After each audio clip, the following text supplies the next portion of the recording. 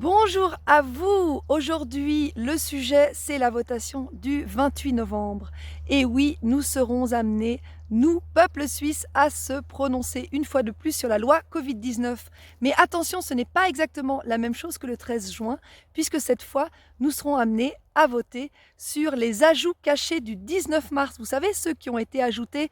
à la loi mais qui n'ont pas été montrés dans le livret de vote, puisque dans le livret de vote, le 13 juin, figurait le texte initial, la version du 25 septembre, qui ne comprenait pas le certificat Covid, article 6A, ni le test, traçage, isolement, quarantaine, article 3A, ni la préférence pour les vaccinés, article 3B, ni les pleins pouvoirs du Conseil fédéral, article 1A, ni les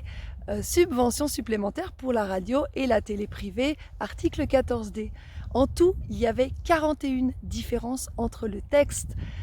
qui était sur le livret de vote, la version initiale du 25 septembre, et le texte sur lequel nous avons voté et qui a été appliqué.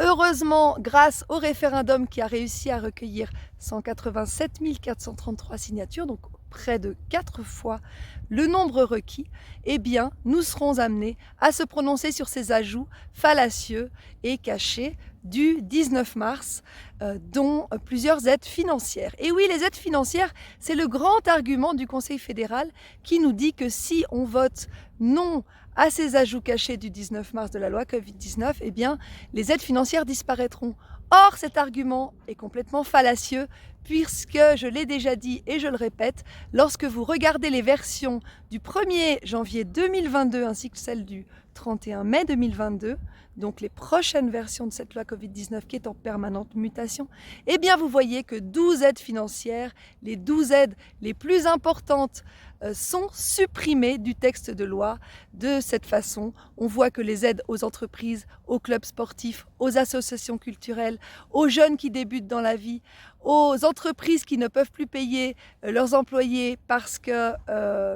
à cause des aides, à cause des mesures gouvernementales, ainsi que sur les allocations de perte de gains et sur toute une série d'aides financières qui sont donc plébiscitées comme un argument qui permet au Conseil fédéral d'aider ces entreprises et ces acteurs culturels et sportifs, eh bien toutes ces aides sautent, quoi qu'il arrive, quoi qu'on vote, le 1er janvier 2022. Autre chose que j'ai déjà dit mais que je vais rappeler ici, c'est qu'une motion a été déposée le 19 mars également pour déplacer toutes les aides financières de la loi Covid-19 dans une loi séparée. Or, cette motion n'a toujours pas été traitée au Conseil national et le Conseil fédéral vous conseille de voter non, de rejeter cette motion. Donc cette motion n'est pas une bonne idée selon le Conseil fédéral, pourtant elle promet et elle permet de faire perdurer ces aides financières que lui-même a supprimées, je vous le rappelle, de la version du 1er janvier 2022. Deuxième chose, pour voir les 41 différences entre la version du 25 septembre, donc la version du livret de vote de la loi Covid-19, et la version qui a été celle sur laquelle on s'est prononcé le 13 juin, eh bien il vous suffit de vous munir d'un stylo stabilo et de regarder la version du 25 septembre et celle du 1er avril 2021, qui est celle en fait sur laquelle on a voté le 13 juin, et de regarder, de stabilo-bosser chaque fois que vous voyez un ajout du 18 décembre ou du 19 mars. En tout, il y en a 41. Je les ai comptés personnellement. Voilà. Ensuite, les arguments du Conseil fédéral pour nous faire voter non le 28 novembre, pardon, pour vous faire voter oui, lapsus révélateur le 28 novembre, c'est que cela, un non, pénaliserait nos entreprises, nos hôtels, nos restaurants, notre tourisme, nos voyages et nos événements culturels, sportifs. Or, c'est exactement le contraire, puisque depuis le certificat Covid obligatoire à l'entrée des restaurants, des bars, des musées, des bibliothèques, des piscines, des spectacles, des concerts et j'en passe, eh bien, il y a un manque à gagner énorme pour tous ces commerçants, ces artisans, ces artistes,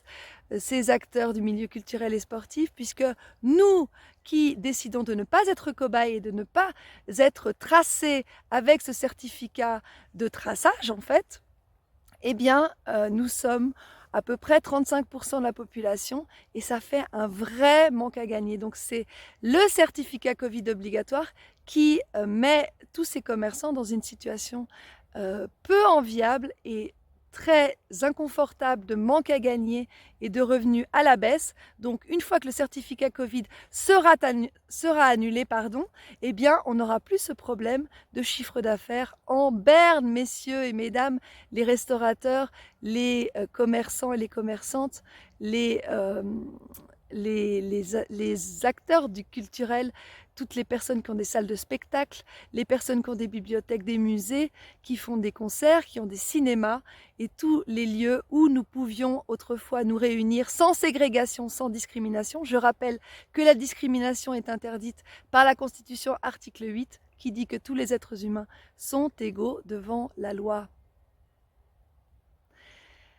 Voilà mes chers, pour les arguments, pour le condensé des arguments pour le 28 novembre, voilà les raisons principales pour lesquelles nous voterons massivement non aux ajouts cachés du 19 mars de la loi Covid-19 qui nous divise, nous la population, nous le peuple uni de Suisse et de Suissesse qui vivions en harmonie dans un pays que l'on croyait démocratique. Et je rappelle, j'en profite pour vous rappeler que le 28 novembre, il y a également 2 autres objets qui seront au vote. Il y a l'initiative populaire pour tirer au sort les juges fédéraux, ce qui serait une très bonne chose. Donc, on votera oui également pour cette initiative qui limite la corruption, qui limite les fils à la patte et les services rendus entre magistrats qui sont issus des partis politiques. Ainsi, les magistrats libres, intègres, honnêtes pourront enfin être choisis par le hasard, par le tirage au sort et rendre des jugements beaucoup plus impartiaux et beaucoup plus justes que ceux auxquels nous sommes confrontés depuis des années. Il y a également l'initiative pour des soins infirmiers qui permettrait d'avoir beaucoup plus de personnel infirmier qui soit formé et des conditions de travail qui soient beaucoup plus agréables et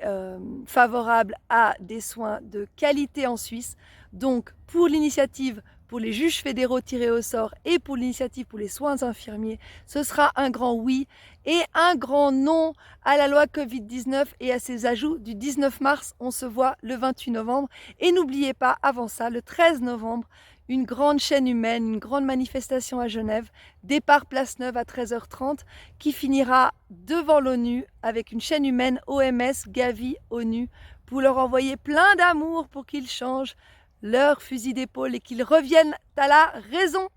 et qu'ils viennent à prendre soin des humains et non pas des profits des labos pharmaceutiques. À bon entendeur, je vous salue et je vous dis à très vite pour de nouvelles aventures.